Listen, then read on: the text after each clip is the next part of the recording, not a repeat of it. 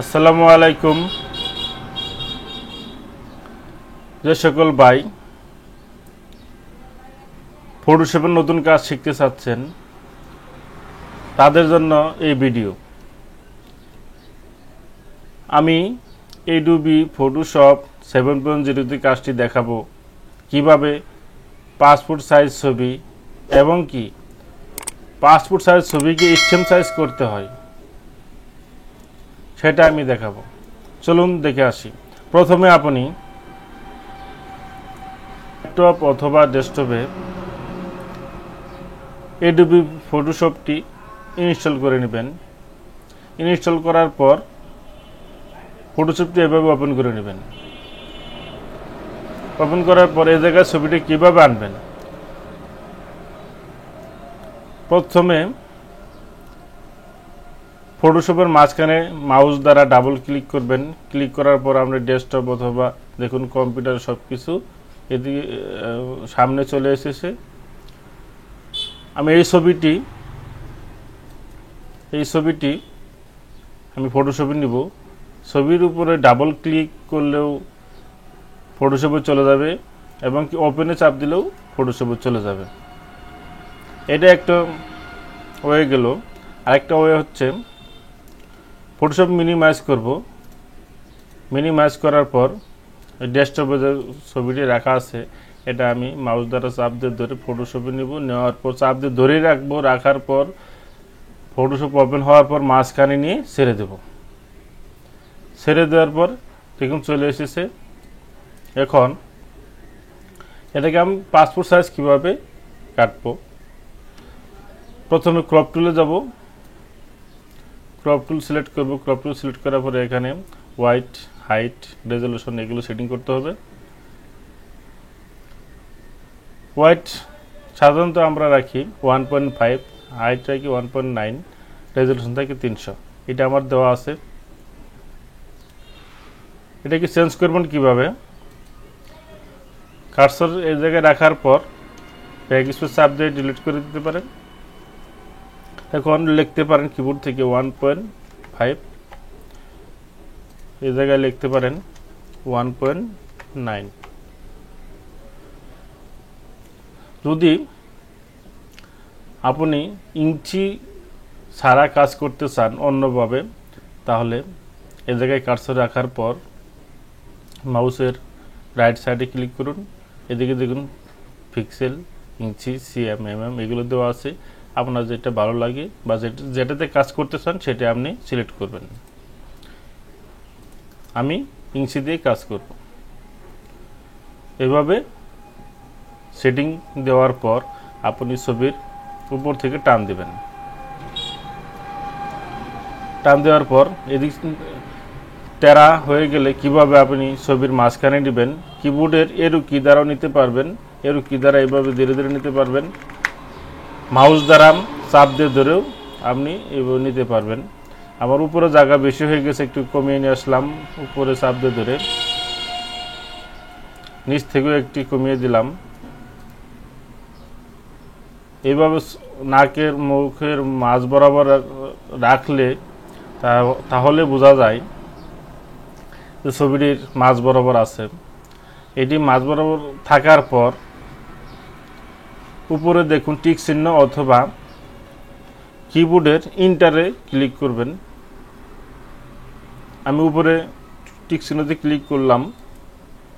ছবিটি passport size হয়ে গেছে। ছবি কিভাবে জুম করবেন এবং জুম আউট করবেন, কিবোর্ডের কন্ট্রোল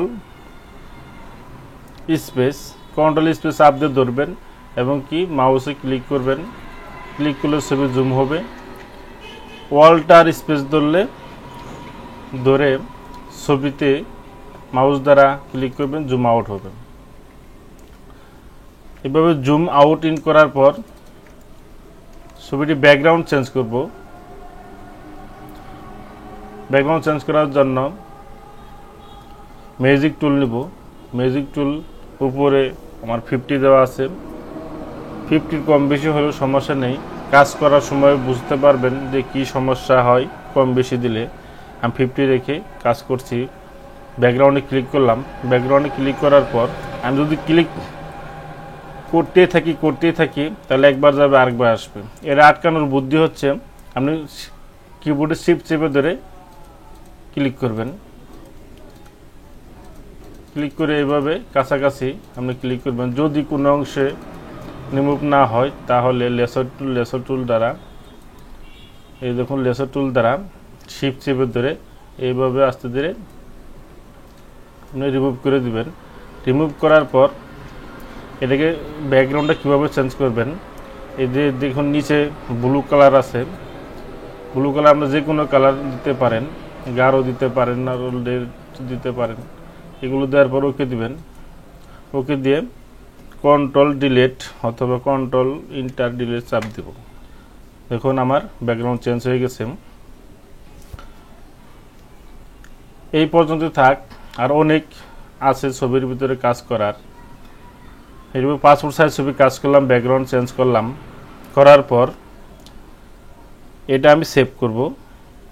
সেভ করার জন্য কন্ট্রোল প্লাস ওয়াল্টার চেপে ধরে এর চাপ দেবো। এর চাপ দেওয়ার পর আমি ডেস্কটপে সেভ করবো না, কম্পিউটারে সেভ করব। আমি ডেস্কটপে সেভ কি দিয়ে সেভ করব, এটা সেই জায়গায় নাম লিখবো, ফাইল নেম। এই জায়গায় জেপিজি থাকবে, জেপিজি না দিলে যে কোনো যেটা দিতে চান সেটা আমি দিতে পারবেন। আমি জেপিজি দিলাম, জেপিজি দেওয়ার পর সেভে চাপ দিলাম, ওকে দিয়ে দিলাম। এখন পাসপোর্ট সাইজ ছবিকে স্টেম সাইজে দুইভাবে করা যায়। একভাবে হচ্ছে আমি ক্রপ টুলে চলে গেলাম, ক্রপ টুলে চলে যাওয়ার পরে এই জায়গায় লিখব 0.8 1.0। এটা স্টেম সাইজ ছবির ইঞ্চির মাপ।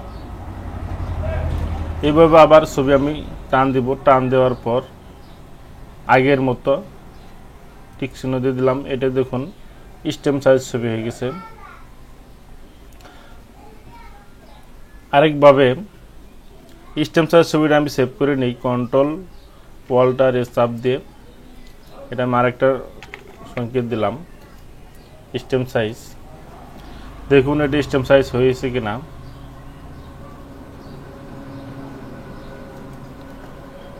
আমি দুইটা ছবি কাজ করেছি, এটা একটা আর একটা হচ্ছে এটা।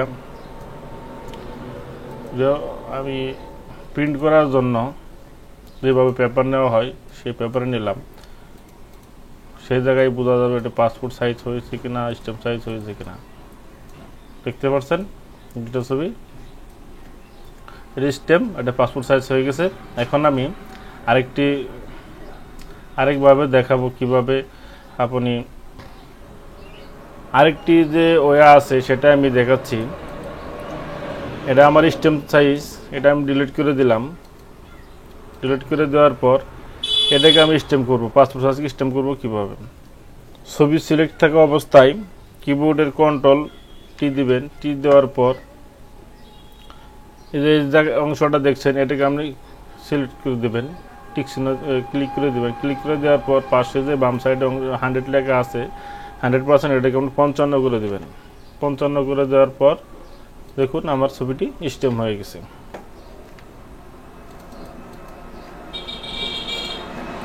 এভাবে স্টেম করবেন। স্টেম হয়েছে কিনা আমি দেখাচ্ছি। এটা আমার পাসপোর্ট সাইজ ছবি।